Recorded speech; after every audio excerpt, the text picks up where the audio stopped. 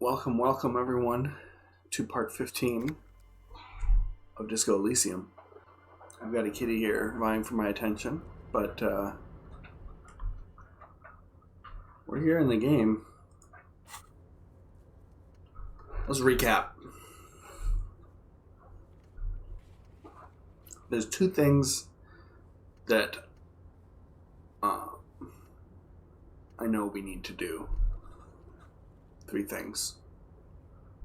One, we gotta do this. Holy shit. This cat is causing havoc.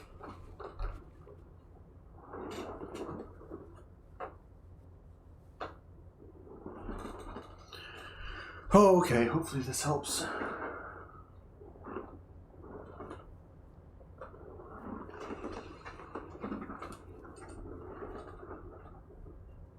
Okay, the cat has been appeased. Alright. It's almost 1900. Almost 1900.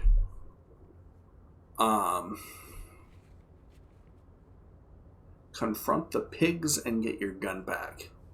Someone's been running around with your sidearm pretending to be a police officer. You must meet her near the old fish market and get your service weapon back. Just walk past the fishing village until you see the boardwalk. Check. And this we have, so it's 19, so 3 hours. Okay. So that'll probably be, I don't know what the translation is between real time and game time.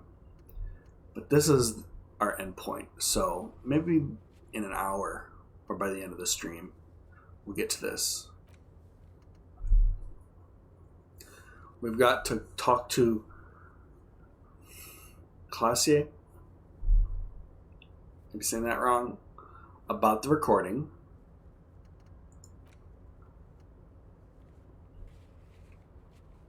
She has to collect herself. And we will do this.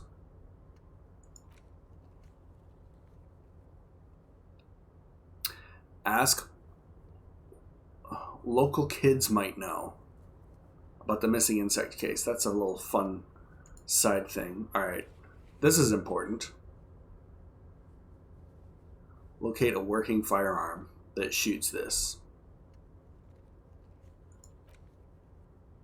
Whatever. Sure. That's not happening. This is what we have to do. I guess we need to get our gun back, and then we can talk to Joyce.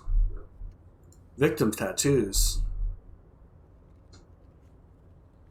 Maybe I have to talk to the guy on the side of the street. I haven't talked to him in a while. Who knows? Sing karaoke. This is the big one.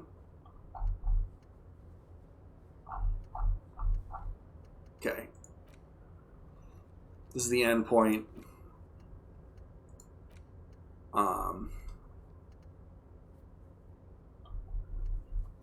So since we are at the shipping yard,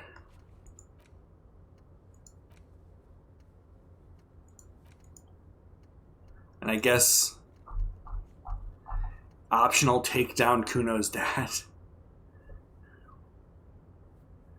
I guess I could do this. Maybe later on at night.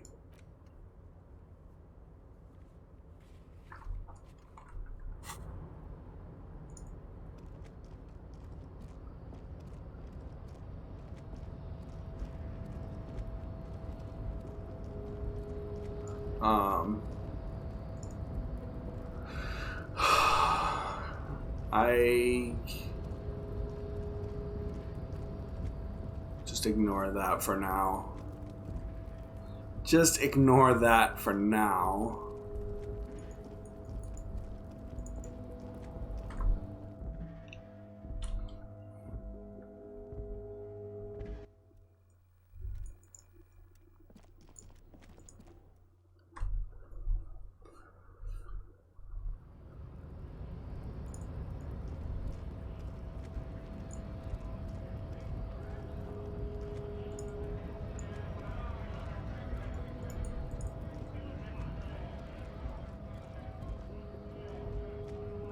Oh, that reminds me. I wanted to come over here. I really want this woman to, like, respond to me about the pail. This woman is important. Still has her eyes fixed on the photograph in nothing. No response. No response. We're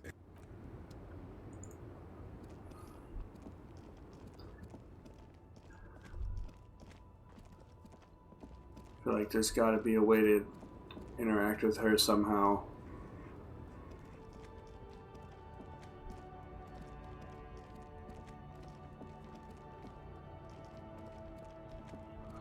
The traffic jam.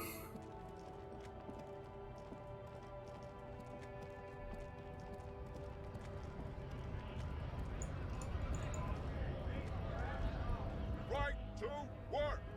Right to work! Shame on you!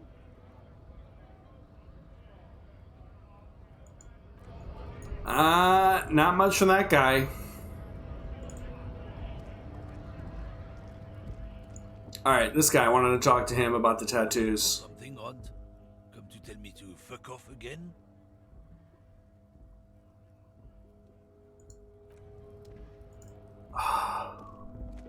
Who can I show this picture to?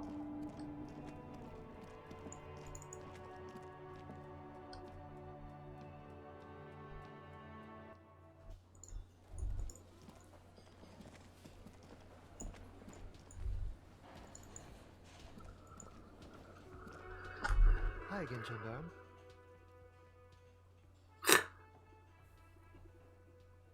Met your Sunday friend. You did.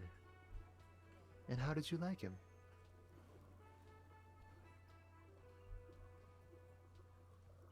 Didn't like him as much as I like you. Ah, shoot. Why not?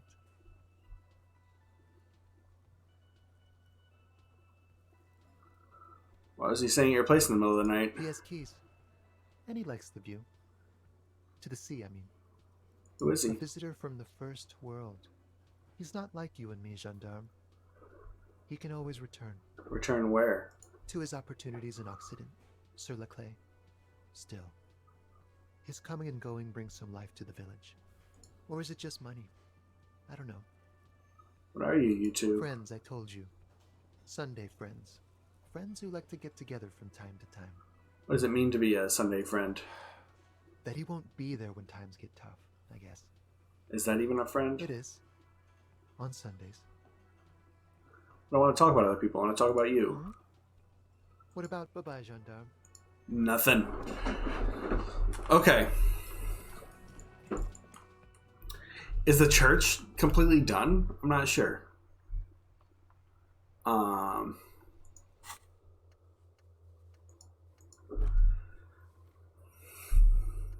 I'll talk to her. Some of this stuff is going to be after Kim goes to bed, I think.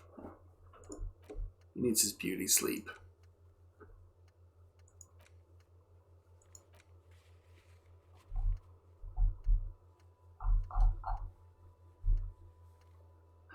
See, I don't even know.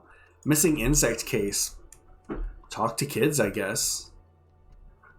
Local kids might know.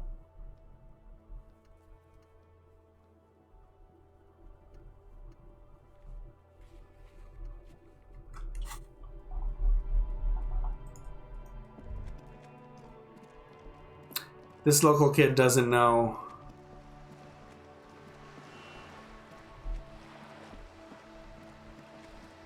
Jamrock Shuffle. Jamrock Shuffle is go. I mean...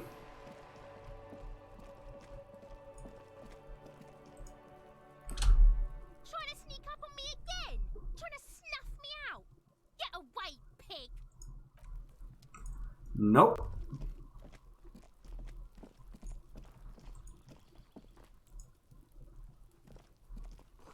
You hear the sound of running water. Someone's washing dishes.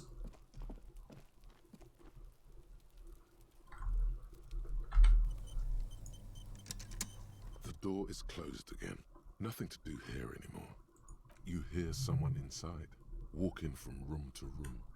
Whoever lives here must be back home.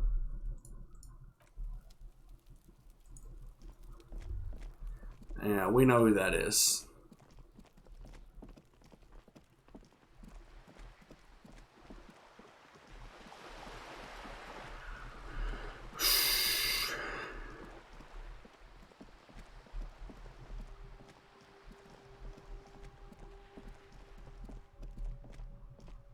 I guess we can talk to these folks, huh? This guy. It is such a pleasure to see you again, officer. How may I head the citizens' militia on this fine day? You mentioned Jean-Marie Bellew. Who is that? Oh, sweet Jenny. She was the finest woman in all of Revachol. Maybe the entire world. Do not defile her memory, Gaston. Let her rest in peace. So you both know her? We knew her, all right. Lived on the same street our entire lives, just 2 houses apart. The 3 of us have been best friends since we were 4. She was René's first girl, back when the prick was 16. They were courting till he decided he'd rather die for some great ideal than just be happy. Just be happy. And then you stole her from me.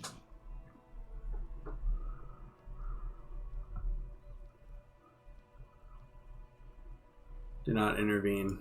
Well, technically, you stole her from me, because we'd been pretty close ever since you two had that falling out over the ink you spilled over her pretty yellow dress. We were just boys then. This was different. You, Tall veteran looks at you and nods. no point starting this all over again. For the 1000th and the first time. Especially when we have company. Officer, What happened to her? She died of pneumonia 2 winters ago. It was a quiet passage, peaceful. René and I were both by her bedside when she... died. No use sugarcoating it. Won't bring her back. Will it now? departed. Until the very end she couldn't decide between us. The most indecisive woman I've ever met. Why do you think she was indecisive? She could never make up her mind about anything. What to have for breakfast, favorite color, or which one of us to marry. She was always leaving one of us for the other, but never long enough to actually get married. Nothing wrong with weighing your options first. Heck, technically, we're both still engaged to her. You always confused her.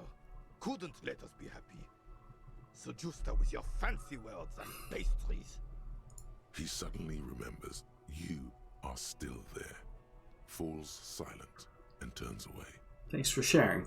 Of course, officer. Memories are all we have left. You want a bite of his sandwich? Excuse me. Want to ask you about the union again? Sure, officer. No, sweet, sweet. Of course, officer. I don't want a bite of his sandwich. The purity of snow always reminds me of the purity of a man's soul, if he's got principles.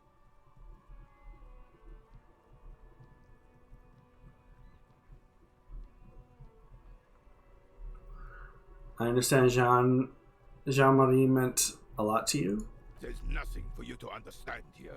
It is not her death you are investigating.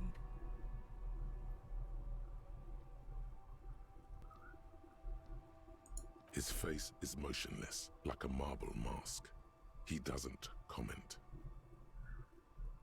Is there anything you can tell me about this rifle? It's a Belle McGrave, 4.46 caliber, breech loading, Revachol made.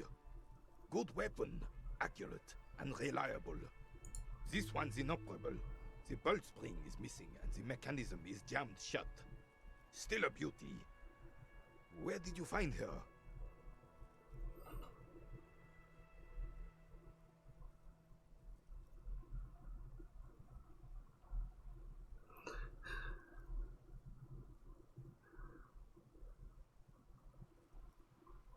Sorry, I can't divulge that information. I understand. Unfortunately, I don't know what else to tell you. These BMs are an antique. No one uses them anymore. The ammunition is impossible to find. Do Maybells mean anything to you, Renee? I prefer the old name, Insulindian Lily. Girls brought them to young cadets when they entered service. Wearing them on your cap was supposed to bring good luck. Hold on. Is this royalist military tradition? It used to be. But the communards were fond of them too. Call them revolutionary flowers. Bells of the revolution. Did they bring you good luck? You know what? No. They brought me misery, false hope, and disappointment. The revolutionaries sullied them. You stirred up some bad memories there. But it wasn't the revolutionaries that sullied the ID for you, was it? She gave them to me too, and your jealous little heart just couldn't accept it. Enough! I can go over these matters in detail with you, Gaston, but not while we have company. So, officers. Maybells don't blossom yet, do they? Maybe on some remote parts of the city they do. But I think you'll have to wait for at least a month. I don't have the composure for that. Alright. Making a bit of progress.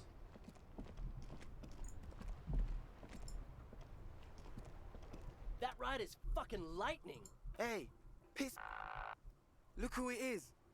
Shrunk.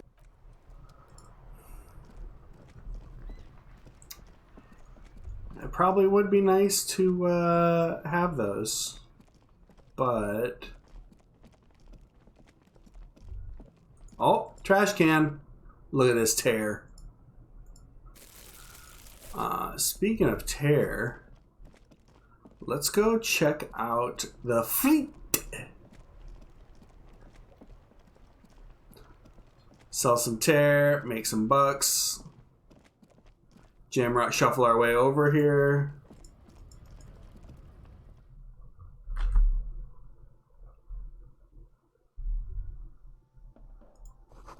The yellow roses in the window. These aren't the flowers that were left for class.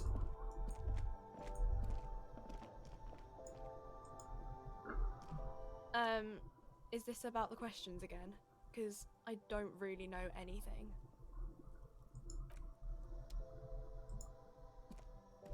A colourful display of Again, I'm obliged to inform you that both alcohol and cigarettes damage your health.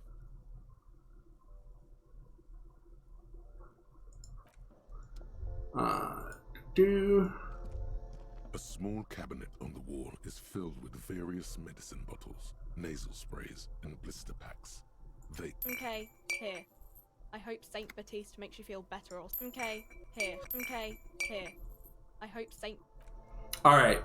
I've been meaning to do that for a while. Now I have some health. Stands in the corner. A sign says, 1 bottle equals 10 cents. Your bottles clunk into the machine, and the money appears with a satisfying jingle. That was 2 health potions. That's what I call a success. Right there. Buy 1, get 3 free if you collect a bunch of bottles. Alright, local kids. For the insects case. I can't think of many. So you have to be like right here. Yeah, what else do we have here? I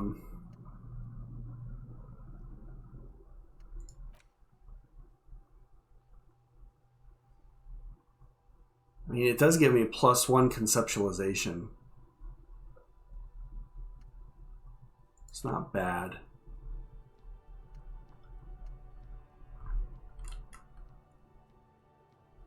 I probably don't need this anymore.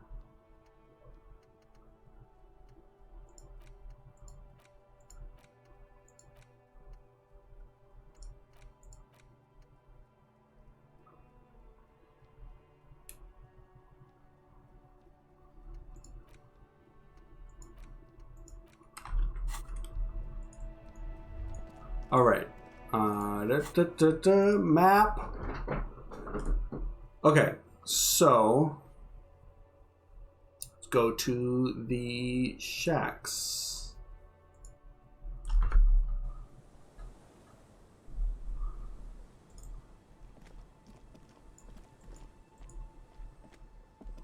The scruffy-haired little boy kicks a stone while the other watches him do it. You must be Lenny's twins. This one doesn't say anything, kicking the concrete with his worn-out sneaker. Lily's our mum. I already said that. The stone kicker laughs suddenly.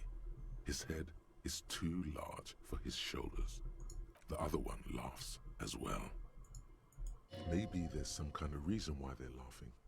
An interesting reason, somehow tied to the case. What are you laughing about? The boy stops laughing and looks at his toes. You will never get an answer. That's how it is with these little idiots.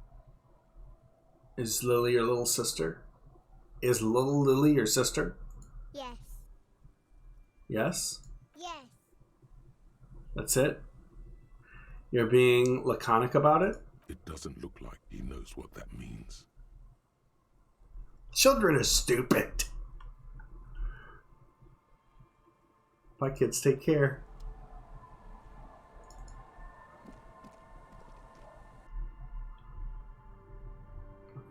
I'm not gonna... You don't have to say everything. You don't have to say children are stupid. Hello, mister. Are you Lenny's daughter? Yes, I am. Little Lily. You know my mom? Yes, we met earlier. That's nice. My mom is great. She's never angry or anything. Yes. They don't want to play with me. They're older and play outside. They look the same. They look. Bye! Is that the phasmid? It looks like the phasmid, leaning against the wall.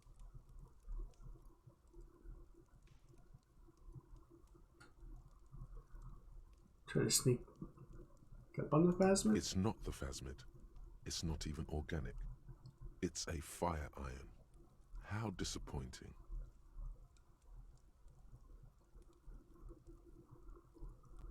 Of course it wasn't a phasmid. It's way too big. Don't be too hard on yourself. You couldn't have known that for sure. And besides, finding this phasmid is your special destiny. You can feel it. Give the dream of discovering the Insulindian phasmid a rest for now.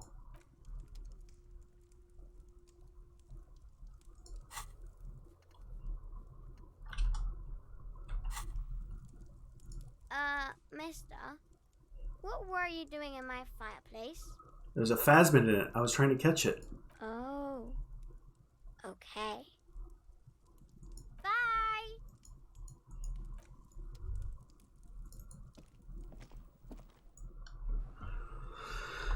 I'm gonna try Children Are Stupid.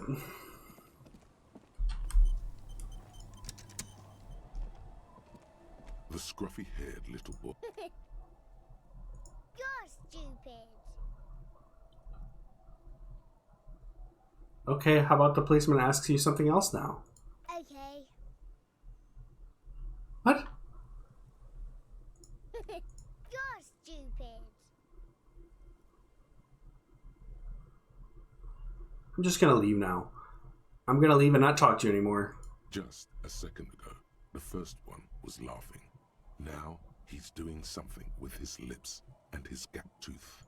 It looks like he's sad because you're going, or who knows, really. There's no system to this. You're being random. You're stupid. The secrets of understanding the tongues of children have been lost to you. You're stupid. Bye.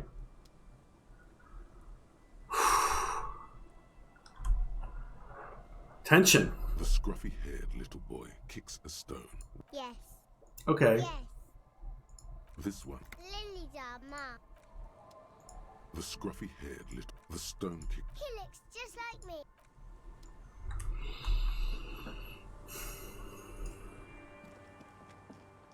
This phasmid is not getting itself caught.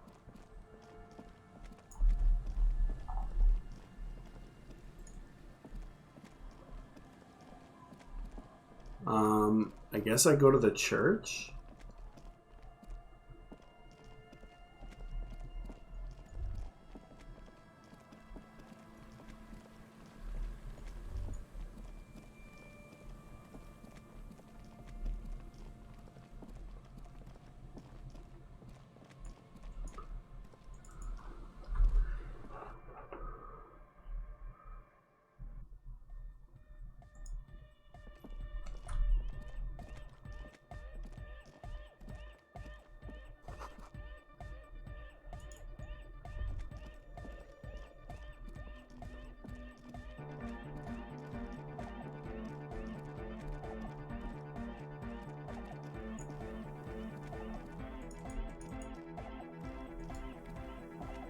Yes, what is it?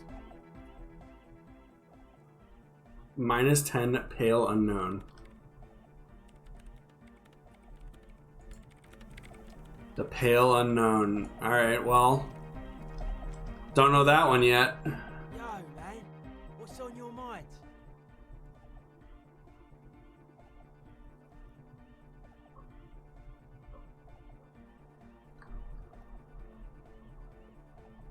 Let me talk to you more about this place. Dead body, spirit entered.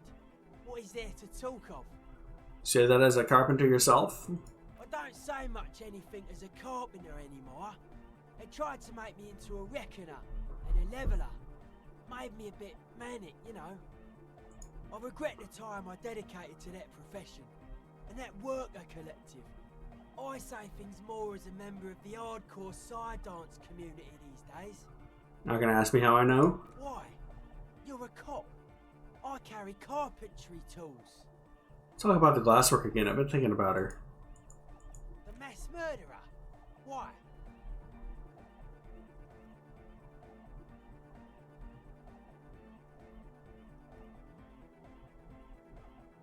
I do feel there's something terrifying about her. There is. She is a party repellent and must be taken down before we can begin partying in here. Say nothing. The speed freak looks the same way. It is dark there in the back of the church.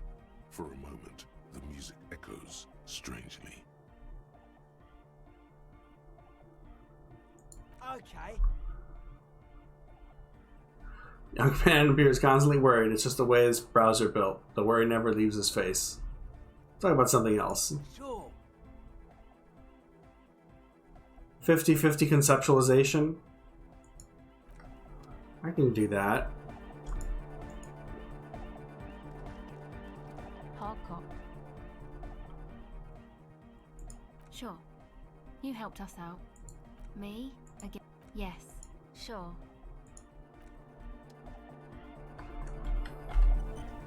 Let's do it. Yo, man. What's on your mind? Aggressive, monotonous, but What is it like F7 or something?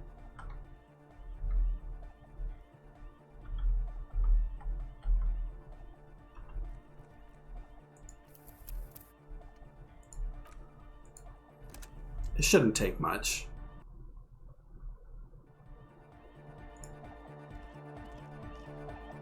Yo, man. What's on your mind? aggressive, monotonous, but also somehow sacred, primitive, yet futuristic, like a machine.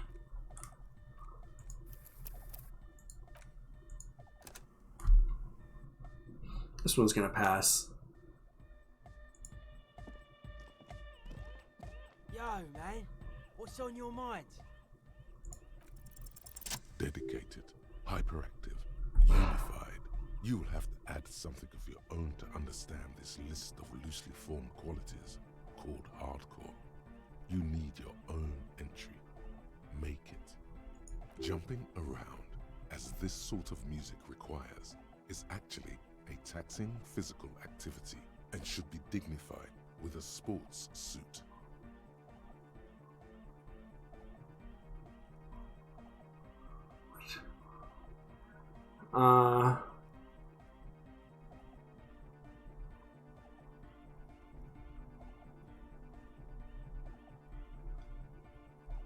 You know, it feels unfair. There's a party everywhere. That level of conceptual thinking is not part of your skill set.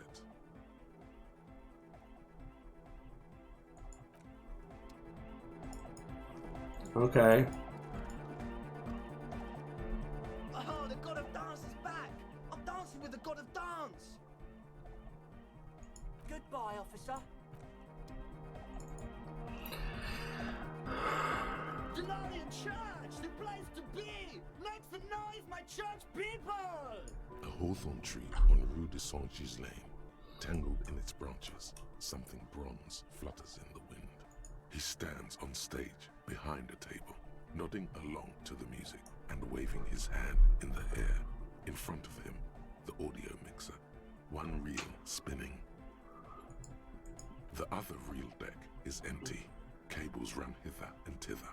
On one side, you see an auxiliary line in with the number 4.5 written next to it. Well, that was a crazy sound we heard before. Yeah! It was awesome! And scary. Very hardcore. Too hardcore, in fact. I couldn't control it. At all. What happened? It sucks up all the air in the mix until it's the only thing left. Starts compressing itself and everything around it. Completely fills up the headspace. Extreme. Is there anything we can do about it? Oh! I don't know. Maybe someone can do something with this. I imagine this is the sounds that the future could make. Sounds like the future could be even more hardcore than I ever imagined. Yeah! Physical instrument, huh? The mother of humanism stands above you. The mother of human... Yes, we all are. Her name, body, and rule are synonymous with humanism. The laws we enforce are Delorean in origin. Struck your chin. The woman looks by in silence, smiling enigmatically. It's not spiritual. Yes, we all are. Her name, body, and rule are synonymous with humanism. I don't like her. She looks like a lever. I have no idea what you mean by that. We've been standing here long enough. We should look around, or get out.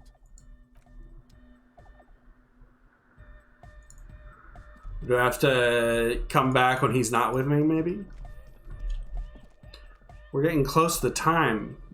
Maybe some of the stuff is really just tomorrow.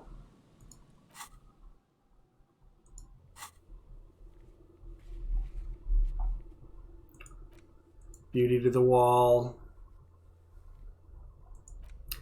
Victims' tattoos. Who? The whirling secret passages. No idea.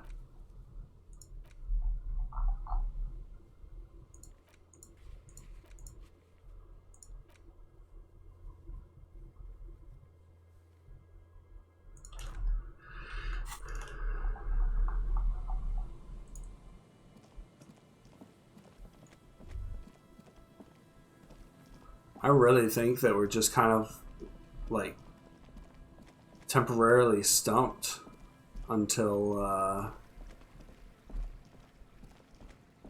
tomorrow.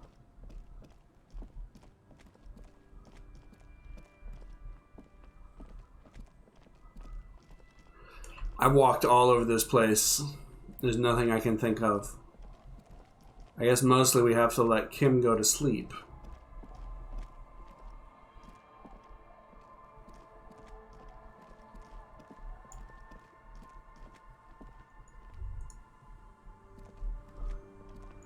Tequila sunset.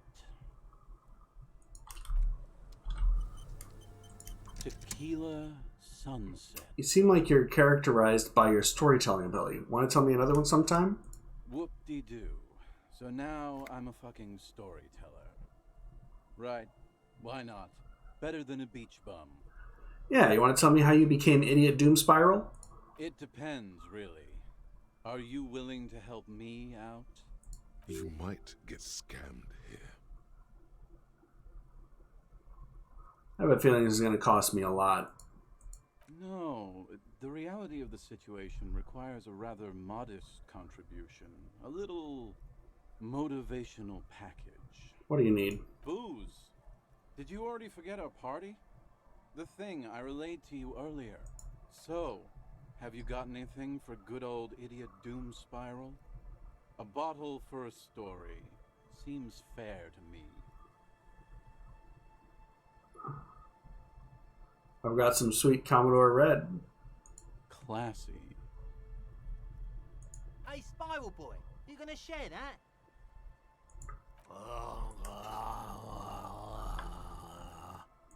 Shut up, guys. I'm telling a story here. Something happened to you. Something happened to me, too. My actual name is George, but around here, you already know. I was once a reasonably high net worth individual. A founder / junior partner of a high concept creative services agency. When my story begins, I had just landed a major contract with an insurance firm. Go on. I used the profits from my agency to finance what I call cultural incubator. Abstract value generation, value per person, high concept stuff. I developed the paradigm, worked within the paradigm, but the burden of leadership weighed heavily on me. So I went jogging every so often to keep myself sane.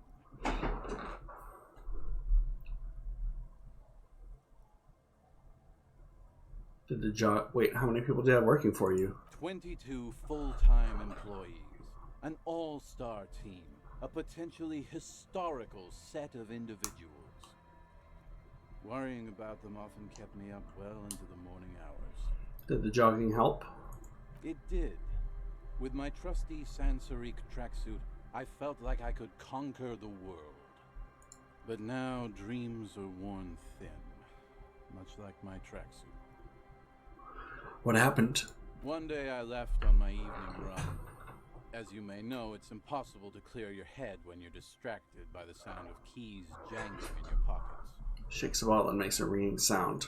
His eyes are clouded. His dilated blood vessels encircling his irises like stinging brambles.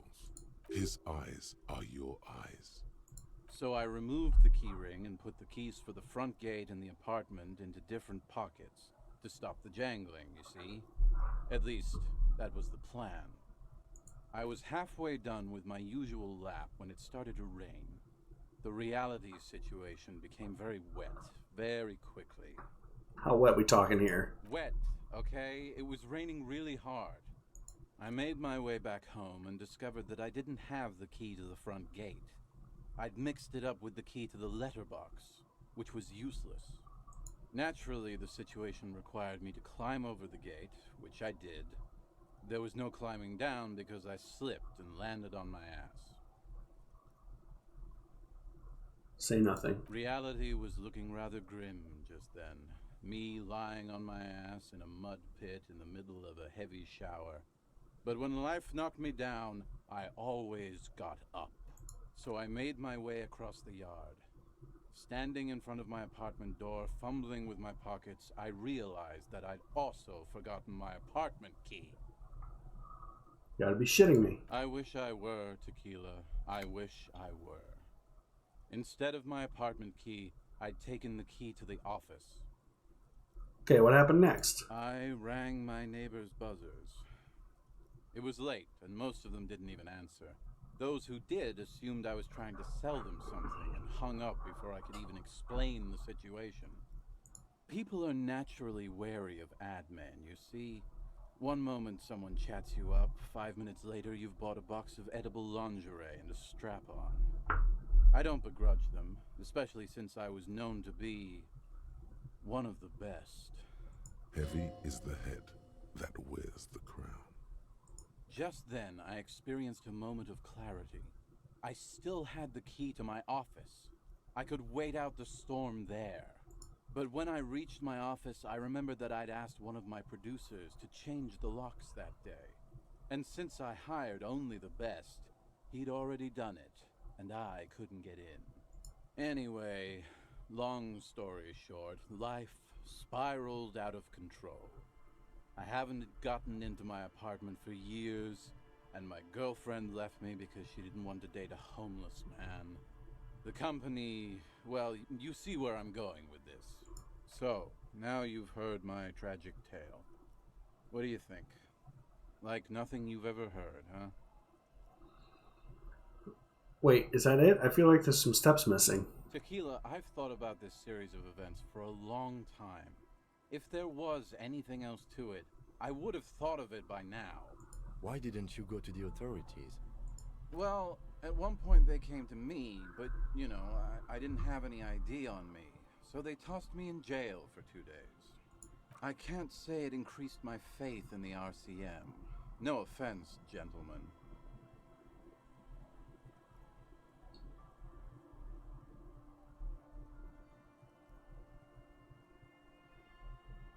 I'm almost homeless myself. Doesn't seem so bad. The hobo lifestyle definitely has some perks. Not having to pay rent, first and foremost.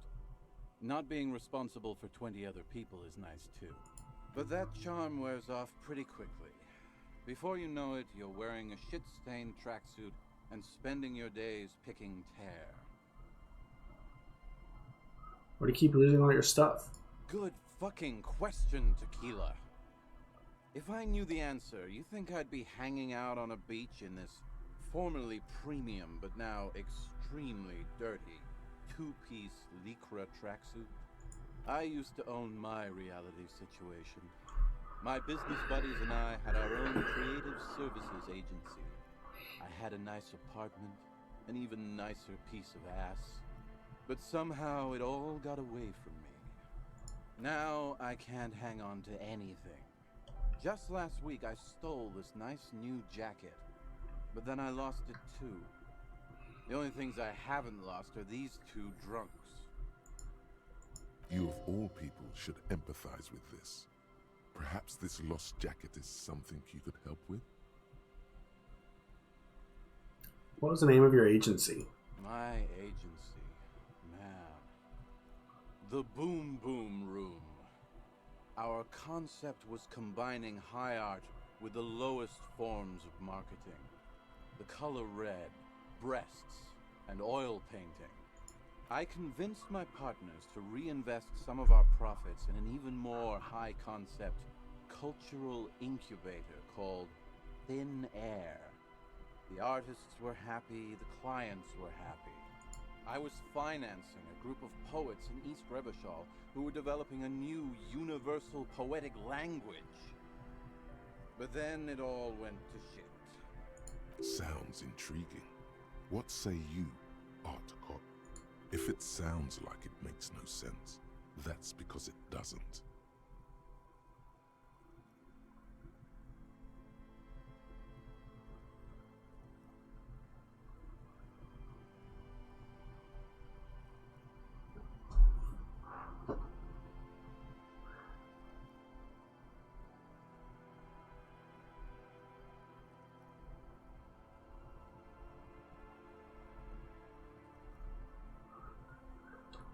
Mixing oil painting and breast to make ads isn't high art, it's cynical wankery. Well, you know, sex sells. That's the first rule of advertising. Yeah, maybe, but it's still tired. Maybe you're right. Who knows? Maybe we were behind the curve? We were fucking rich, though, that much I know. What's up with the tracksuit? What? You've never seen 100% lycra before? Go on, feel that primo material. Touch it. Pretty nice, huh? This might be one of the last of its kind. Should probably be in a museum, honestly. Good God. It's nearly impossible to describe how dirty this texture is. It's like rubbing two jellyfish skins together. You feel about 15% less human for having touched it. Randomized trials have also found lycra, TM, to be associated with a number of exotic, highly malignant cancers. So you also have that to look forward to. And then there's the smell. But you don't even want to think about that. Wow, you're lucky. He never lets me feel it. That's because your paws are fucking filthy, Rosie. We're right next to the bay. You could wash them anytime. What about the other drunks? My fellow members of the Union of Moribund Alcoholics? They're exactly what they look like. Hey, tequila! You want to buy some speed? Shut the fuck up, Rosemary. He's a cop, remember? I thought he was a cool cop. A gurgling sound comes from the direction of the non-responsive man. And yeah, you're already acquainted with abs. So yeah, that's basically us. We drink together. What's this about a lost jacket? Tequila, it's a verifiable tragedy. It was practically brand new. Sure, it didn't really go with my lycra threads, but it did itch a lot less. Say, you're a detective, right? Maybe you can help old Doom Spiral out. Solve the case of the missing jacket. What do you say, Tequila? You mean this jacket that I discovered on the boardwalk and had cleaned on a whim? Nah, this isn't it. Found? That's medium concept stuff. Totally not my style. So you're saying there's another lost jacket out there somewhere? It's a big world out there, Tequila. A lot of lost jackets in it. Don't know why you'd think this could possibly be mine. Hey, Doom Spiral. Ain't that the jacket you stole the other week? Not on your fucking life, Rosemary. What's wrong with you people? Like I'd be caught dead wearing fawn, like some low-concept bicycle courier. Tell you what, Tequila. Why don't you just hang on to that one? I'll get another jacket someday. Secret task complete. Find Idiot Doom Spiral's jacket. At least you got a nice jacket for your troubles. Got any more stories? I do. But as you can see, my fuel tank is running quite low. If you catch my drift. Got a potent Pilsner. Not much, but it will do. The tale I'm about to tell you is an urban legend particular to Martinaise. That said, I first Story time. a former bicycle courier in Koran. There are many variations on the basic story, and the details often conflict. What everyone agrees on is that nobody knows the exact nature or identity of the phenomenon. This is what we're here for. Are you telling the story of the headless... Shut the fuck up, Rosemary. Summer of 44. 17-year-old Gertrude Het is walking home from a late shift at the harbor. It's almost midnight. She stops for a cigarette near the canal. The streets are warmed by a southerly breeze. The lights of a passing motor carriage bloom and fade in the distance. In the harbor's dark, her cigarette is a beacon, dancing alone. The image comes to you effortlessly, as though you'd walked the same streets yourself 1,000 times. Our heroine finds herself enjoying the peace and quiet the canal provides. What she doesn't know is that her peace is about to be shattered. From behind her comes the clattering of hooves. Startled, she turns around, and what does she see? The Giant of Coconur. What? No, I told you this is a Martinaise legend. It's a man. The pause is long and dramatic. With no head on his shoulders. Wearing a fawn tracksuit, searching for the legendary fawn cap that went missing when he lost his head.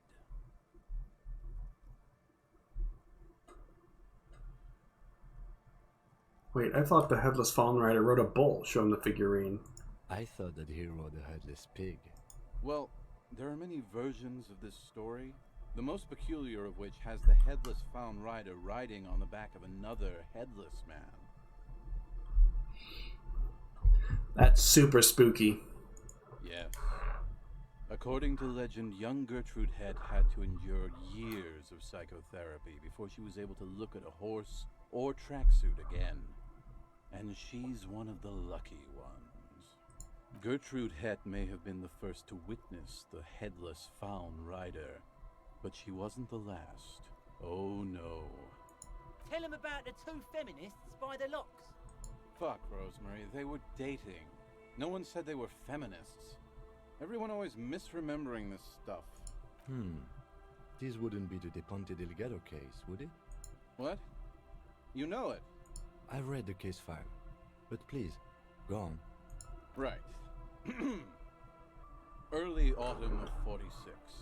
Ula de Ponte and Eva Delgado are fishing near the waterlock long after the sun has set. The wind picks up. A sky already dark now blackens. Water starts falling from above. The first cold rain of the season. Two women stand on a small outcropping of rocks. One of them is wearing a purple raincoat. Thin lines reach out from the rods into the sea. Small droplets start appearing on the surface with increasing frequency. The women are caught in the downpour. They act quickly.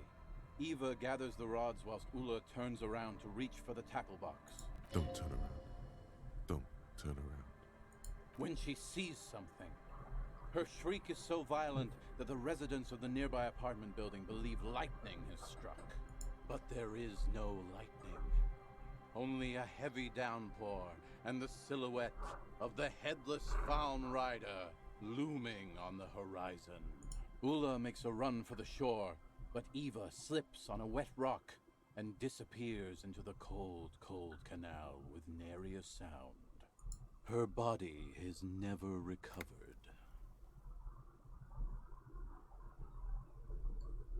What did the case file say? Naturally, Ula de Ponte became the prime suspect in the disappearance of Eva Delgado. De Ponte maintained that it was the so-called headless Faun Rider and that she ran, fearing for her life. During the investigation, it became apparent that there was a love triangle, the third party being some small-time businessman. I don't remember the exact details. The leading theory was that an argument broke out on the jetty and De Ponte pushed Delgado into the canal, then cooked up this stupid cover story. Was she arrested? No. She committed suicide before she could be taken into custody. They found her in the bathroom with a rifle, her face slowly peeling off the ceiling. Not a pretty scene. Man, that's some grisly detail. Oh well, here's to another case closed. Anyway, that's the story of the headless Faun Rider. Pretty crazy, huh? Who was a headless rider before he died? Well, Tequila, that's part of the legend. No one knows for sure. There are a couple of possibilities, though. Some say he was an undercover cop who blew his cover and got beheaded by the vicious gang he had infiltrated. Now he rides, searching for his lost found cap, plotting revenge. O headless brother, where art thou? Others claim he was a professional jockey who veered off course during a steeplechase, ended up in somebody's backyard, and got decapitated by an exceptionally taut clothesline. Personally, I think he was just some guy who hanged himself from a really tall tree, and the fall was so violent that his head came clean off. Coincidentally, at that exact moment, a horse happened to pass under him, and his beheaded corpse mounted it, where it remains to this day. But then, no one really knows. For some reason, this does strike you as the most plausible theory of them all.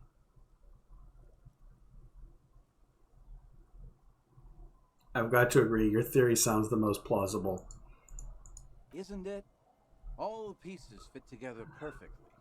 That's how I know it's right. Anyway, to each his own. You want to hear any other stories? You've already seen some weird shit in this case. A headless jockey in a tracksuit fits right in. Hard to argue with that, I suppose. That's the reality situation for you. You think you got a handle on it, then blam! It throws some wild shit at you. Yeah? Why don't you go eat shit, Tequila? There's no way you know a better one than that.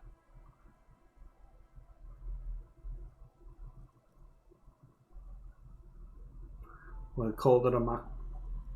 Koldomamadakwa. It's a magical self-replicating sound. I have to admit, that's pretty high concept. Still not as awesome as a headless rider in a... Yeah? Why don't you go eat shit, Tequila? The gnome of Nermora dissolves its victims with an acid. Acid gnomes? Sounds like a stupid, low-concept band name. Yeah? Why don't you go eat shit, Tequila? Giant of cocoa There's newers no as big as a way. mountain. Giants? That the best you got? Yeah? Why don't you go? Do you always try to pick the lamest option possible? Come on, yeah? Damn right it doesn't. So why don't you just shut up and leave it to the master? What became of the Headless Fallen Rider? No one knows.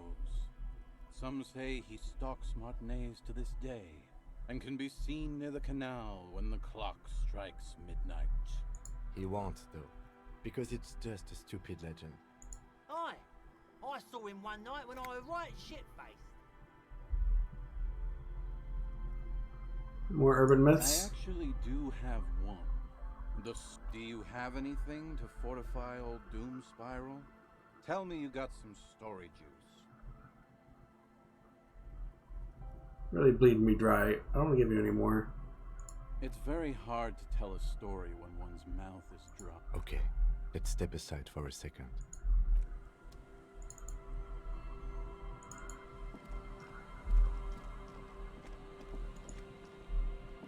You're gonna get I've been meaning to have a little chat with you about your sense of style.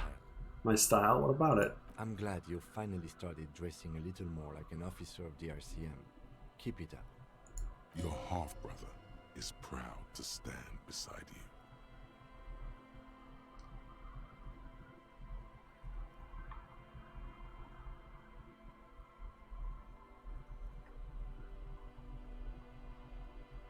Regular clap, regular close. The lieutenant regards you for a moment, unsure whether you're making a joke or not, and if so, whether he should acknowledge it. Right, detective. You are one regular cop. You know the expression, the clothes make the man. The right outfit in the right situation can make all the difference in the world. Okay. You're a sharp-dressed man. We could be style buddies. Let's not get ahead of ourselves, detective. A warm smile. Anyway, we should probably get back to the case. Let's go. Wow, so someone's been a little boring. What? Yes, my standard liege. Someone's seen all sorts of wild ideas pop off and thought, I'll take the boring one. The regular, please. The brown.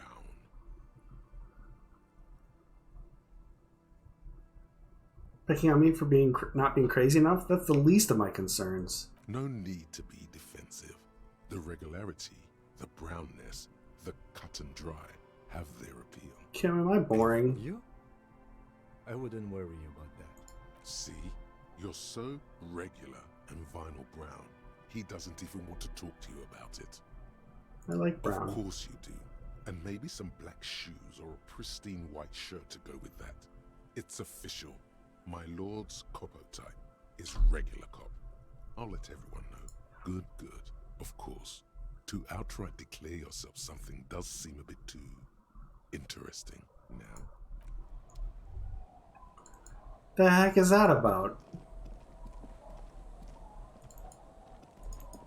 Bugger off.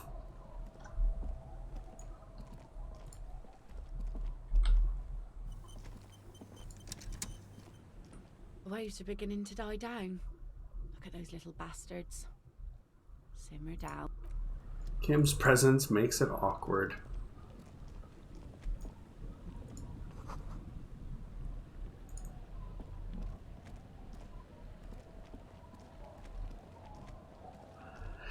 Alright.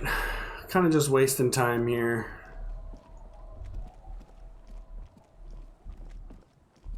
Trying to see if I can uncover any other little secrets or stuff like that.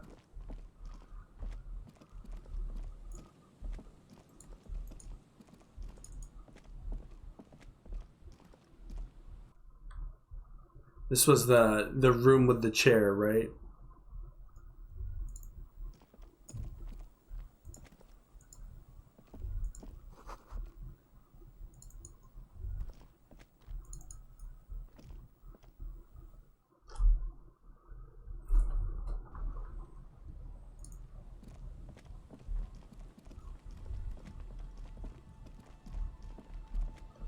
Just explorating.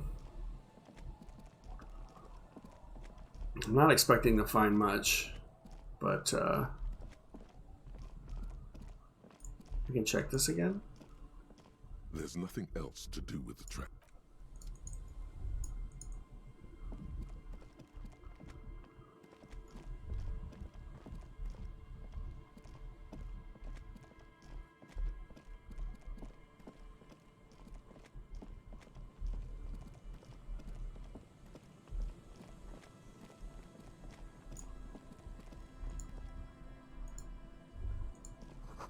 Birds in the birch tree, barely audible coos from above.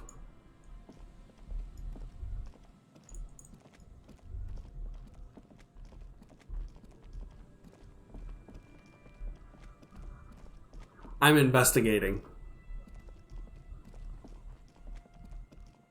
It's what I do.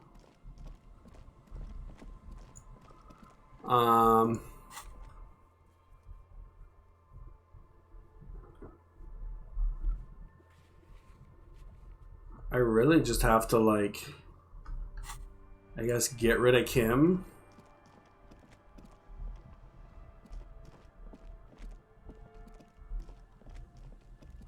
It's about Kim time, right?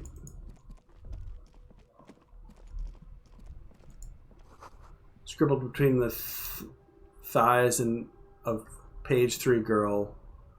Wow. I struggled with reading that aloud.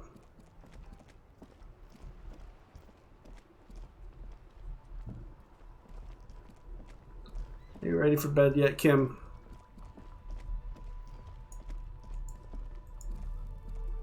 Still here, stuck in this damn jam, my man. What's up? Yeah, let's try it. Still what is here, it? Empathy? Stuck in this damn jam, my man. Well, Kim, you've changed my mind. I've got to switch my clothes up.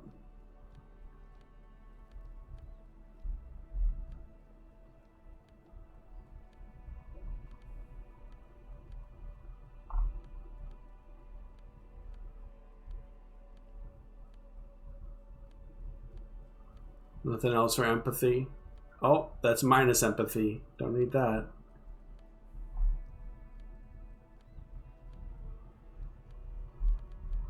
Am I wearing all of my empathetic things?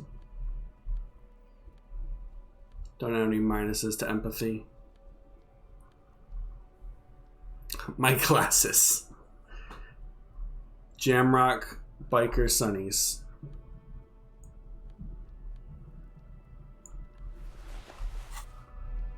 Just for you, Kim. Still here, stuck in this damn jam, my man. Ease into it.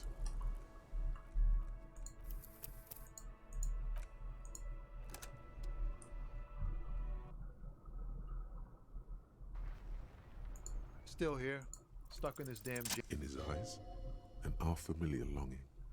Flecks of brown and gold. Familiar how? It's hard to say. His gaze wanders southwest, down the street that goes beyond the horizon. What's in the southwest? Excuse me? Really, you can tell me. Man, I don't know what to say. Not much anyone can do. There's no helping in absence, you know. I miss my family. They're all I have. My wife, second kid on the way. Waiting all the way in Diora. And here I am stuck in this shit, so far from home. Diora? Diora of the Seven Seas. It's on the other end of Le Caillou, pretty much. On another island called Laurentide, off mainland. We've got a little place there. I can almost hear my kid laugh when it snows. What's it like to miss someone? What's it like? Good. And bad. An ache that brings you joy. I think of them a lot. I dream up these silly scenarios in great detail of living with them. It comforts me. What about you, Cop Man? You missing someone? Is that what it is? This feeling?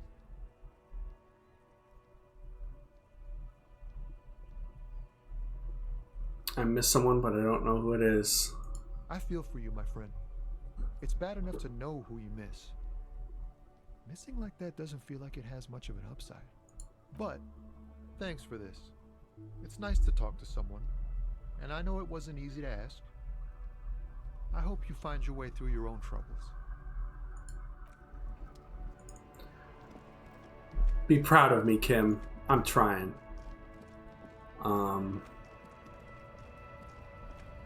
Last up on the docket.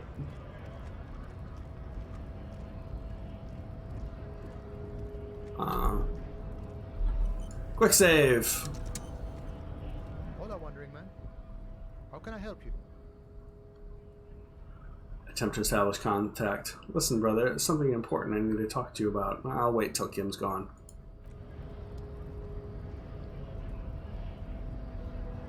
Do I?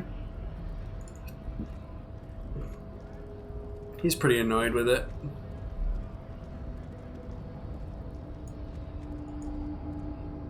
The unpromising race pupil returns. What are those tattoos? Racists are generally not very good examples of their race. Welcome to Revachol. You hear him yell at a redhead woman visiting the fritter nearby. He must think redheads are immigrants. I am not like them. I am craniometric perfection. I have taken the trouble to permanently draw a phrenologic grid on my skull and features. This should dispel any doubt.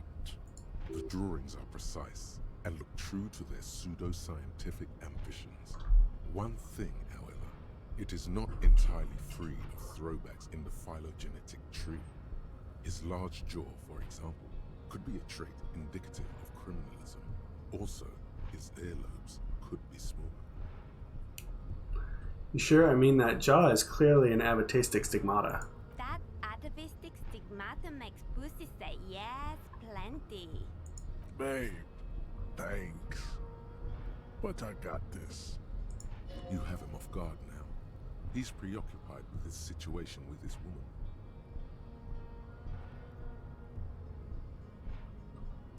Racist. Welcome to... He must think. The drawings are precise and look true to their pseudos... The side... Your earlobes are... Yes. Sure, I'm not craniometrically superior to you. You exhibit forward projection of the jaw, indicative of schizophrenia and sexual inaccountability. From a purely aesthetic standpoint, the dimple in your jaw makes you look like a baby. This is not craniometry, just an observation. What else? It is impossible to see any more of your bone structure. It is covered in the ravages of Al-Hul. From what remain of your features, I can see fleshy lips, baldness of the head, and long arms relative to lower limbs. This leads me to conclude you are not a police officer. You are a common criminal, an offspring of murderers and sailors from Sur-la-Clé and Vesper, and possibly even the degenerate sheep herders of Ubi. So one of my ancestors is Sur-la-Clé and the other is Vesper? Your racial heritage is uninteresting. It is the same as all Revacholians. Your parents and their parents made the decision to reproduce while under the influence of Al.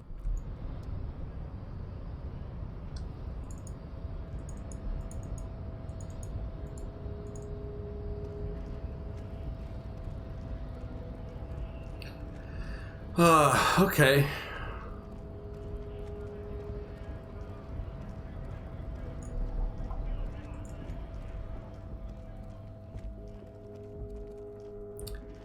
Just don't know about the tattoos, I guess.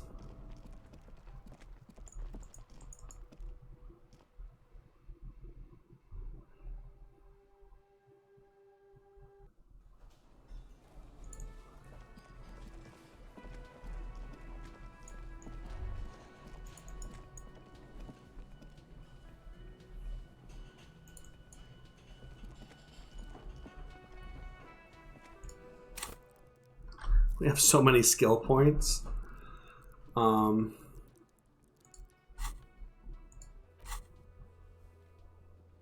It has to have some importance, right?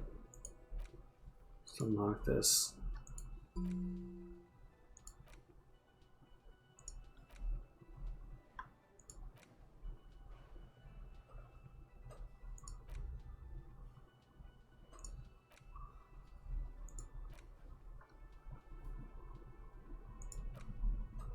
All right, art degree minus the perception should be fine.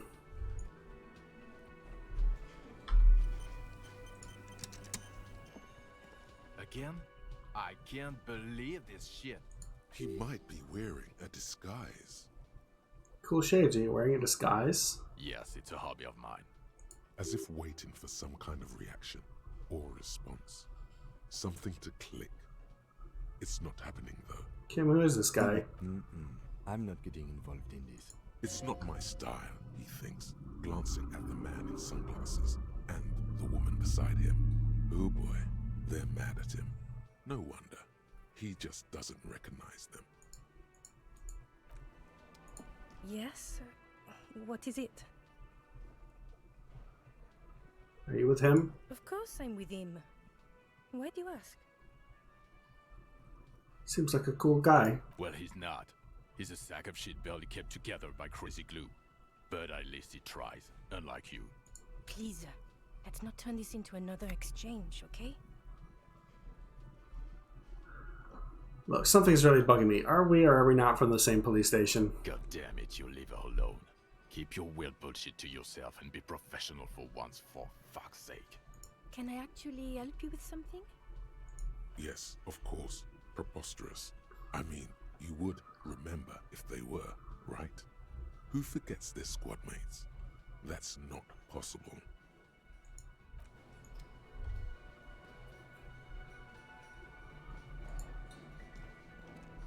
Hello, officer.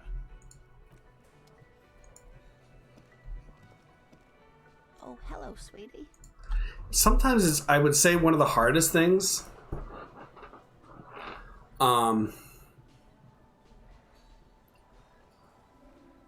Is when the response is like a dark shade of red.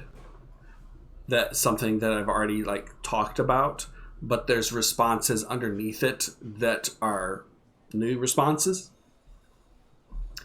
So you kind of have to do deep diving. There might be like a new response hidden away somewhere deep in the discussion tree.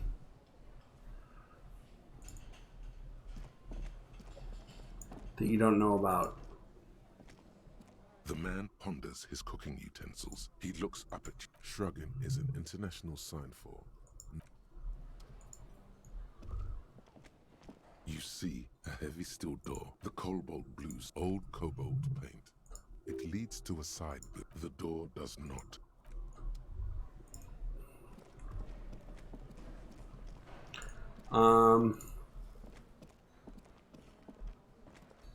Kim, you sure you don't want to go to bed? Sure you don't want to go to bed, Kim?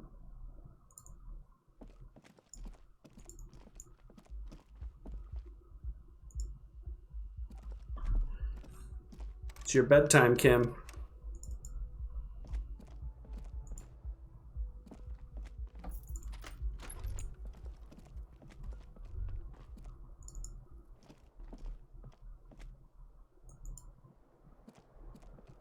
The window stands broken in its frame. You see some light.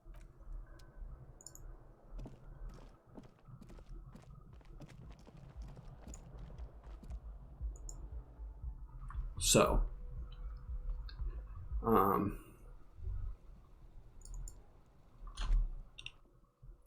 the pale unknown, I'm assuming, is the thing that will go away once I've talked to Joyce enough.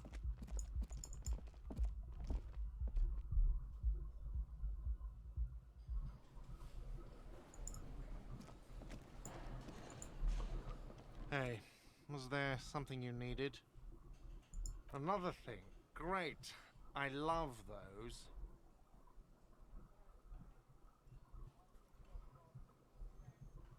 Yes? Another thing. Oh, yes, that door. No, I don't have... Awesome. He's attempting to maintain an air of indifference. It's absolutely not convincing. Let him get to pretend he's indifferent. He looks at the dust on his finger and wipes it off. Yes?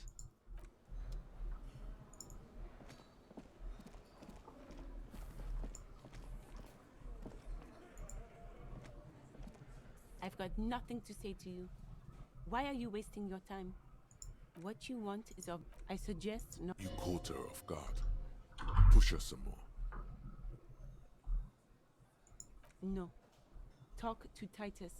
Aggressive? Just dock workers. We've talked to Eva Claire. Listen. You... Fuck yeah. So ask what you came to ask. Or get back to your commanders.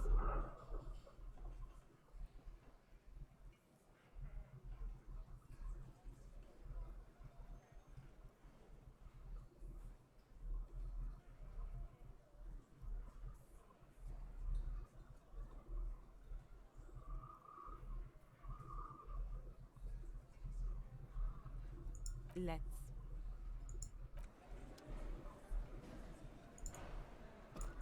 Wasting time.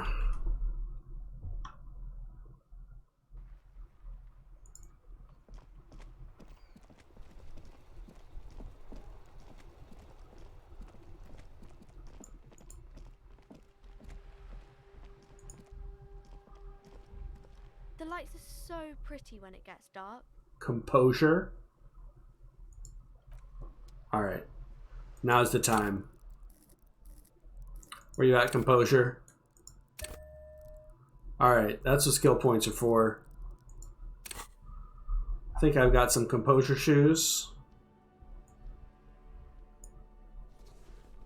Okay, composure, that's good. I think that's the only composure I've got.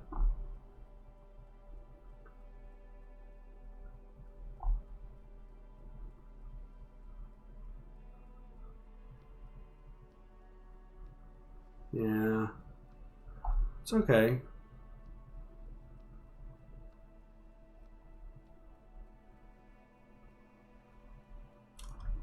All right. Composure time. So pretty when it gets dark. The girl keeps her hands folded, hidden. Why is that? Hey, why do you keep your hands folded? What do you mean, sir? She knows where this is going. You don't need to be worried. I'm here to help. She looks around anxiously. Her hands remain folded in front of her. She doesn't want to show them. The lieutenant stands by, looking at the two of you with little interest. A facade of true professionalism. He is far more intrigued by the situation than his poise reveals. It's okay. She brings out her reddened hands, her nails frayed, nearly chewed down to the flesh. You bite your nails. And you knew this from me keeping my hands folded? There are a few other hints. Well, that proves nothing. Anyone could do an easy deduction like that. She actually is impressed. This is more like a defensive reflex. Want more? But I can figure out why you bite your nails. I've got a few reasons in mind. She nods, half provocative, half enthusiastic.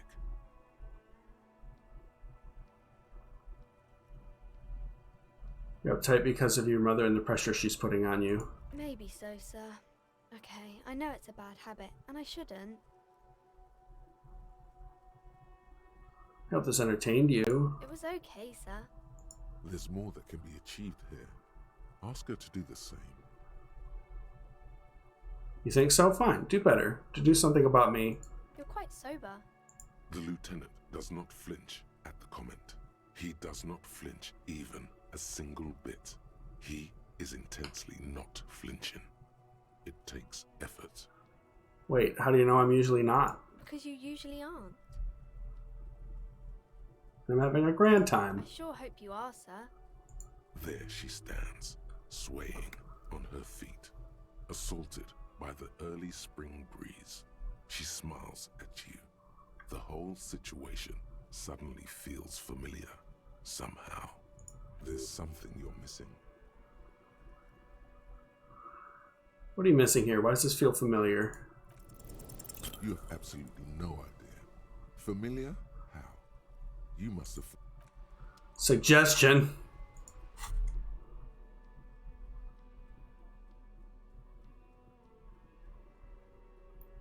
This is what the game is sometimes.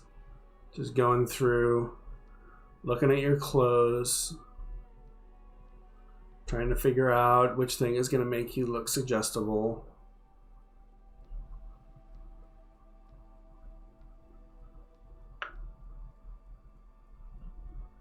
Tain't much. How do I have no positive suggestion things? Thought I did. There's a lot of like minus suggestion things. Okay. Well.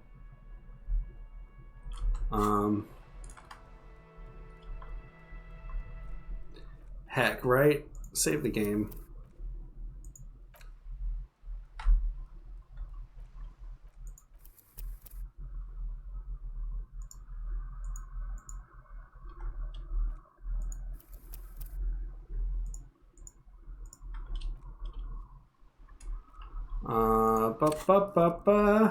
What is this, suggestion? Sure. Whatever. Hi, Ace Detective. Are you here for more? Because you know each other. She's been talking to you so openly because you've talked before. Hang on, so you know me? We've met before? Yes, I stand in this spot all the time. You've been running around all week without your shirt on, sir, apologizing to everyone. I don't really understand what you've done wrong. Did I ever talk to you? Of course, you've stopped by a few times. You certainly look better than the last time I saw you. What do you mean better? I look like shit. Yeah, but you don't have party eyes anymore. Party eyes? Yes, of course. That makes sense. I'm not surprised children have seen you running around with party eyes on, he thinks. Party eyes? You know, like a cat in the dark, all big and wide-eyed. It certainly looks odd on a man. The swiveling eyes of a loony drug addict. That is what she meant. You were probably gurning too. Fuck yeah. You should get some party eyes right now. Snap those sequins on you, boy. Does that mean I've been taking in narcotics? Oh, baby. That's not what you have to worry about. Worry about the important thing. So why didn't you tell me you knew me to begin with? I didn't know I had to do that. Thanks. I've learned something about myself today. I'm glad I could help you, sir. Okay. See you around. Alright. Not a whole lot of loose ends here. Hello again, esteemed officer, and welcome to Crime, Romance, and Biographies of Famous People. All the pressure has made Annette really anxious. You know, she's been chewing her nails. God, I've told her not to do that. It's such a disgusting habit. She'll get over it. Anxiety is a part of life. A part of hers too, clearly. I don't think she can do anything about it. She can, if she has enough willpower. This is what's called growing pains. Life isn't easy. Life doesn't give breaks. Come on, ma'am. It's obvious she can't do anything about it. You are placing an unnecessary burden on a young child.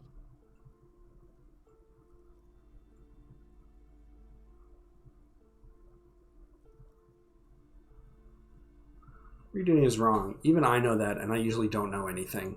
She stands stiff and severe, silently fuming. 10 or so seconds pass without change.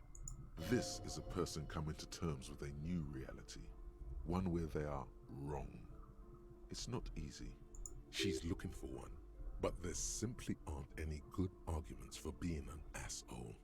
Oh no. Hold on. I need to invite her inside and apologize. She must be freezing out there.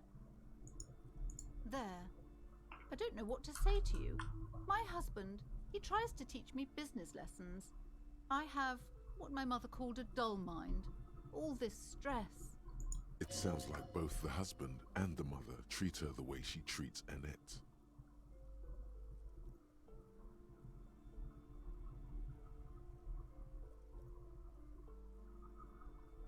You're like Annette to your husband and to your mother.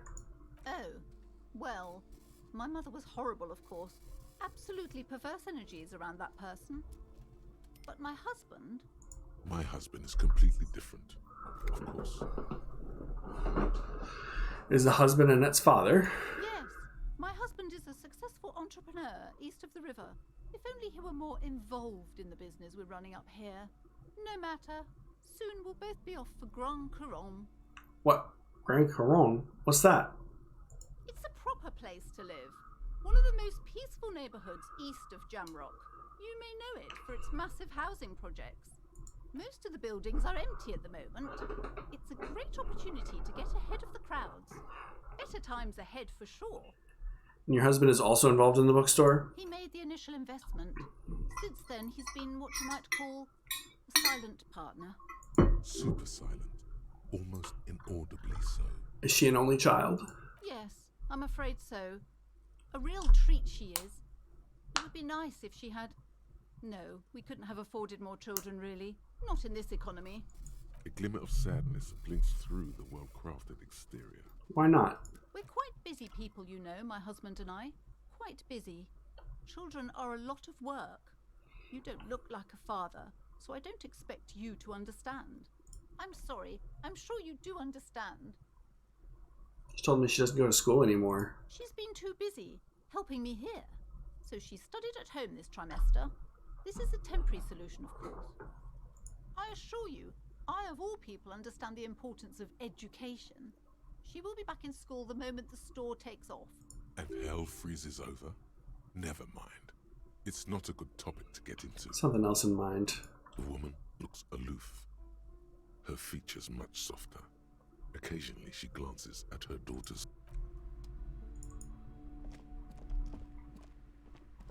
I'm sorry, sir. I can't talk right now. I'm very busy with my homework.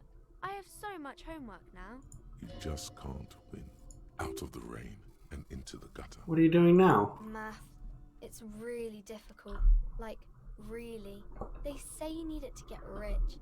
Better than standing outside in the cold, I guess. Oh, I found something while you were away. What is it? I thought this would fit you.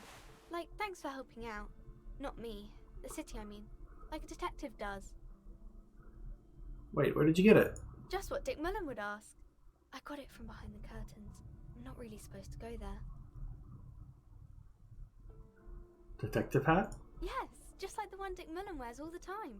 You'll look way more serious with that. Right, I have to get back to my homework now, before Mum notices. Man, this is hard. Oh, I know a bit about visual calculus myself. What does this hat do? Logic perception? Encyclopedia. Yeah, let's do that. Heck yeah.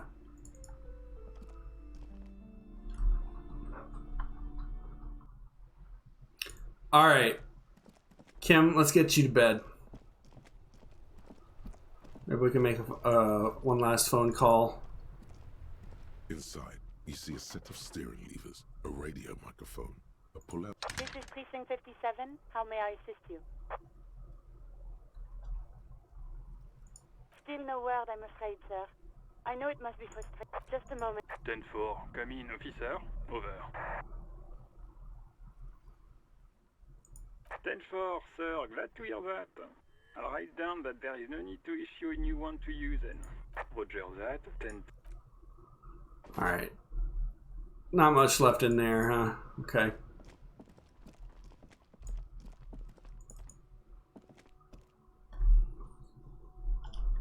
Getting there. It's kind of a slow one.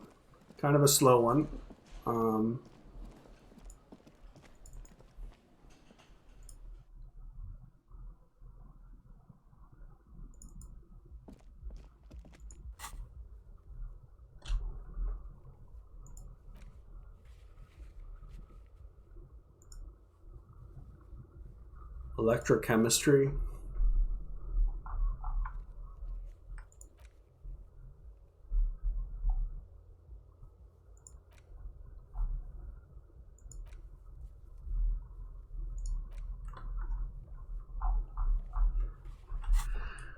Huh.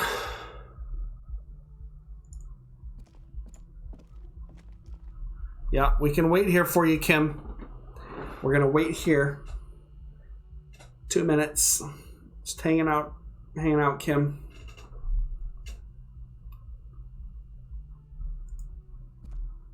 Yes?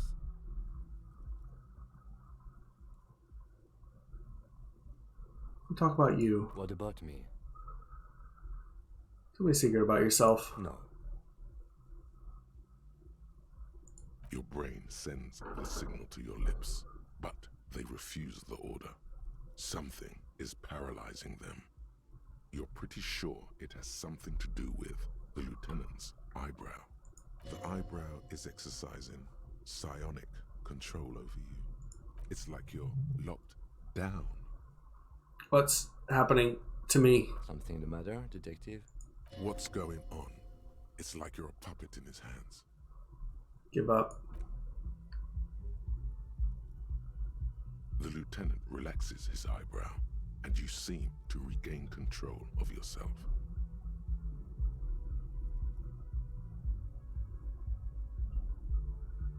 Okay. Let's change the subject.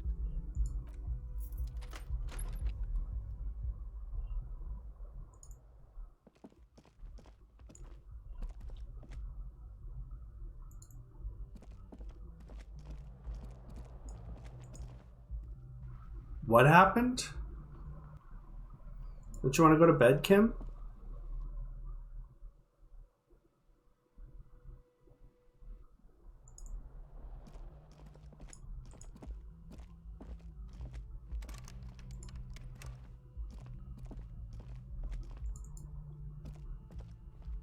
Is this the time that you go to bed?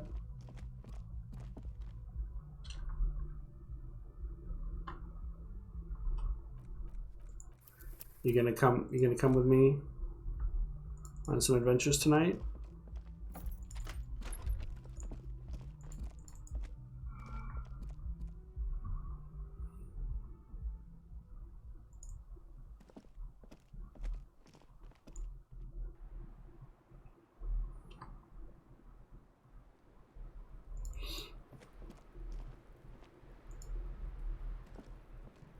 I was just thinking, what a nice evening it is for taking part in a murder investigation.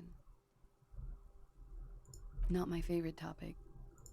How about we, change the subject to something more lighthearted now? Titus Hardy gave us a recording where the deceased states his intention to commit rape. She puts her coffee cup down with a soft ring as the porcelain meets the metal table. This does not surprise her. Did he? I never said he was a good man, or that he had good intentions. Only that he was never bad to me. She doesn't care. If anything, she sounds amused. On this tape, he specifically identifies you as a target. Where did they get this recording exactly? It's intercepted radio chatter of the deceased, recorded via a de-encryption station. It's authentic enough. Does he say he's gonna do it Soldier of the Apocalypse style? Those are the exact words he used. Yeah. That was practically his pickup line. Did he say whores a lot? Was he pretty much on the verge of doing it Kohoi style? Or was I used? liked the way it sounded when he said it. As to Kohoi, he wasn't actually there. He didn't do a tour, or at least didn't tell me he did. Would have been overkill anyway. He lived his own little Kohoi. It wasn't his everything. Why say things like that, machismo? Yes, was he bragging? Oh no, I'm pretty sure he did all those things. Then integrated them into his idea of normalcy. To keep on living. Until they just sort of turn into his, what's the word I'm looking for? Coping mechanism? Running joke. I was gonna say running joke. And it sounds like you didn't even get the good bits. Lely's punchlines got way, way funkier than that.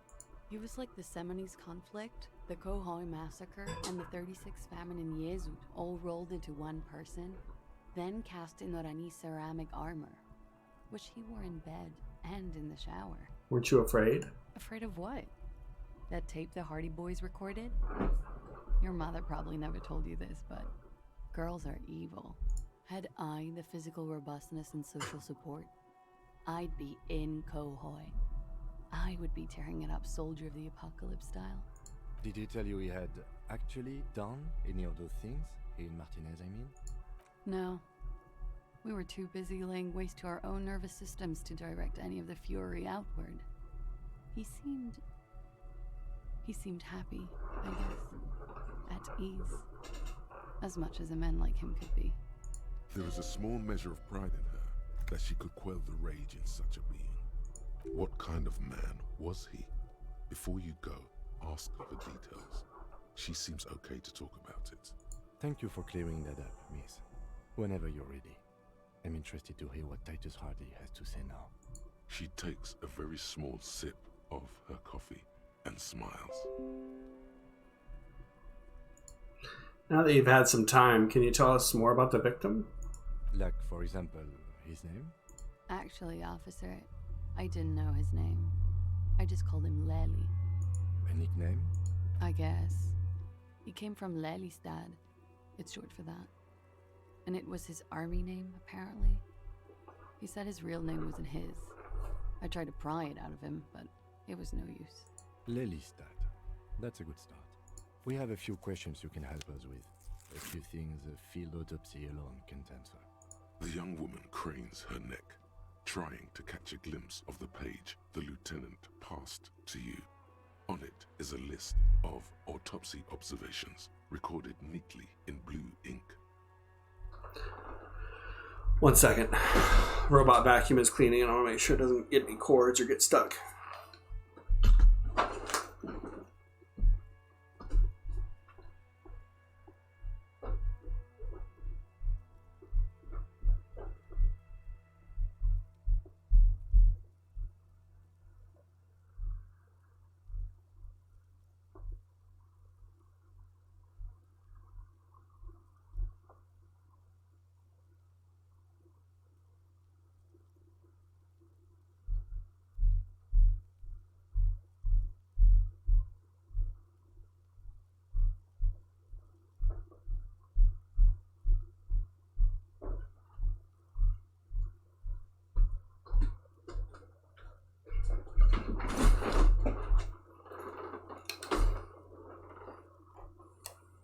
The last missing pieces of a puzzle of flesh.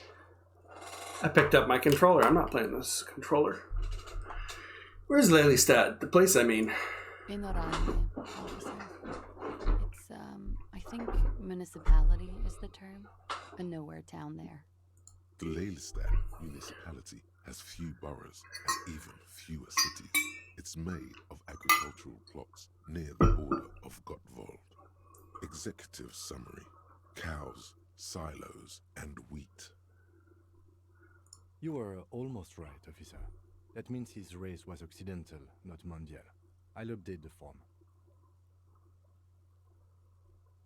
Look at us. You're both from Oranje? Yes. We were compatriots. Did that bring you together? No. He was too old for that. And from another part of Oranjenrijk. I didn't even understand his accent. What brought us together wasn't Oranje. It was bad habits.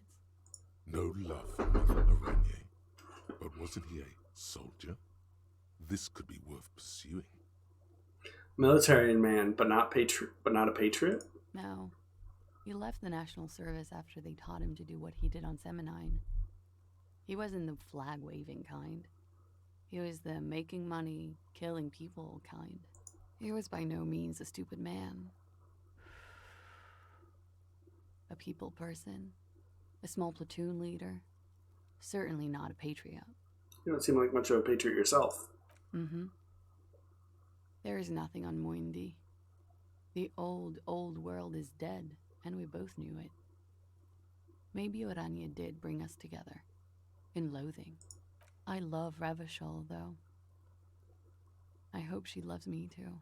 How old was he, miss? He was 42. 42? Are you sure? I would have had him above 50. He had many scars that made him appear older. But no, we even celebrated his birthday like some weeks ago. It was a funny 2 days. He had little reason to lie to me. Looks like you were right, officer. Points are good. Have one, you old dog, before we all die.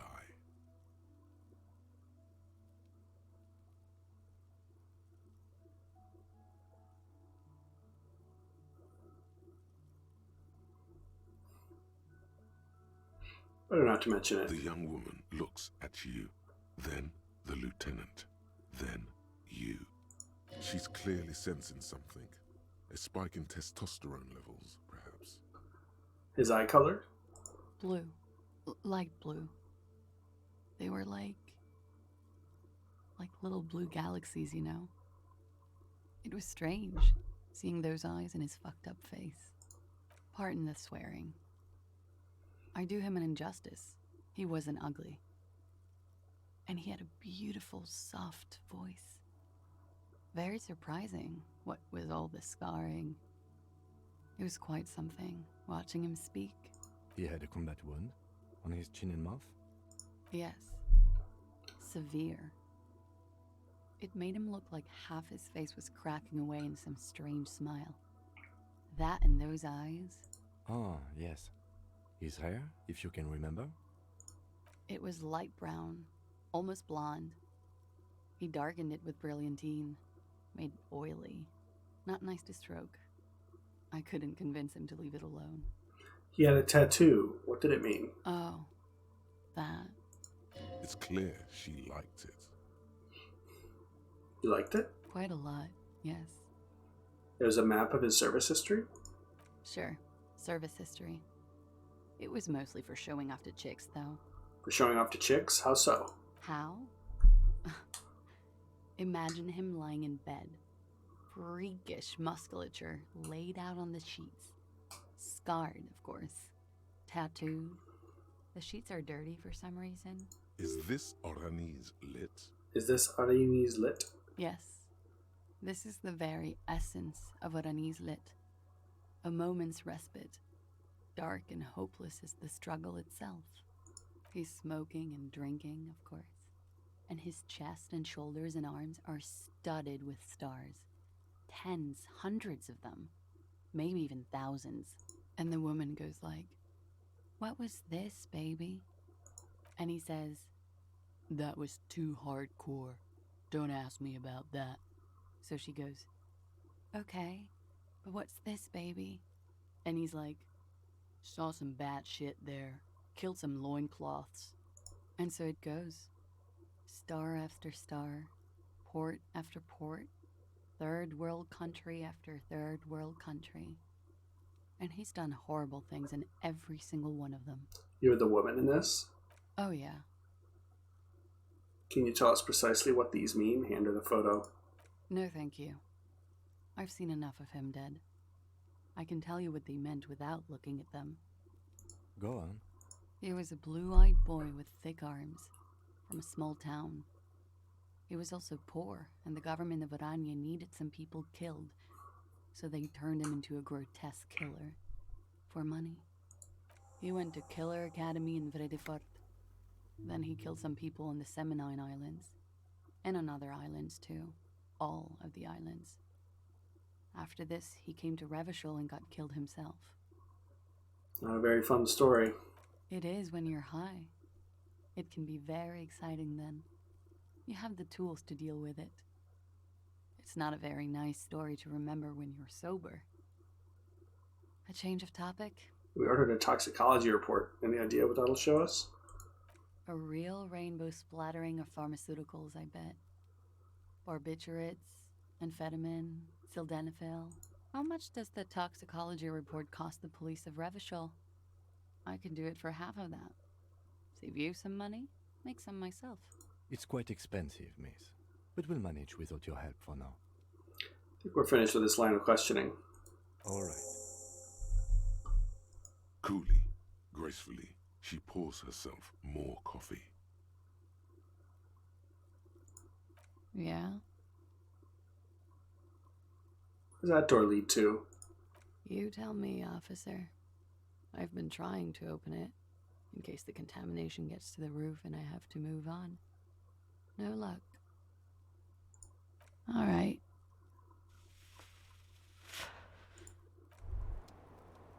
Wait, stop. That man, bloated beyond all recognition, was 42? It's what she said, yes. Below the damage, the weeks of decomposition, all the swollen indignity of mortality. He was 42 years old. Where's this going? How old are you? That's where this is going. 45,000 liters of raw alcohol has left its disfigurements. What lies beneath, you wonder? Kim, how old do you think I am? Huh? How old do I look? How old? 58. God, that's really old. Really? You asked. Actually, make that 54. Alcoholism has severely impacted your appearance, and I was wrong about the age of the deceased. Wait. This requires scientific measurements. Bring it on. I'm not afraid of the truth. To the laboratorium.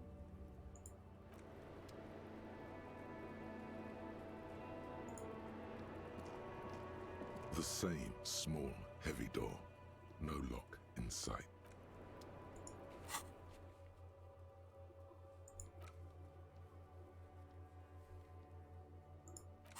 Physical instrument, huh? I can be a physical instrument.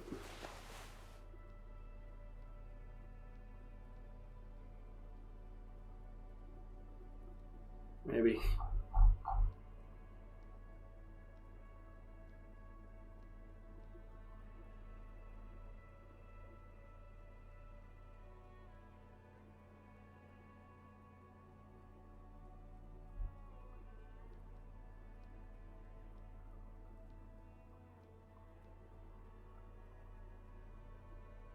Maybe not. Maybe not. Let's, maybe not.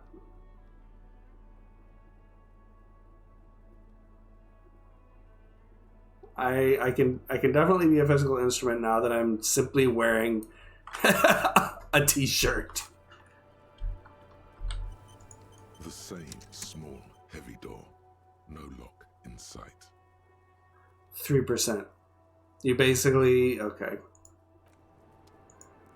What is my physical instrument? Not much. Not much. What's going on in the old brain noggin?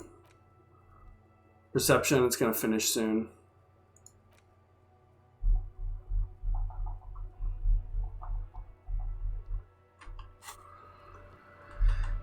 You know what? I think that's it. I think that's going to do her. Thank you so much. Next time, first thing that happens is we're going to go... Look at that time.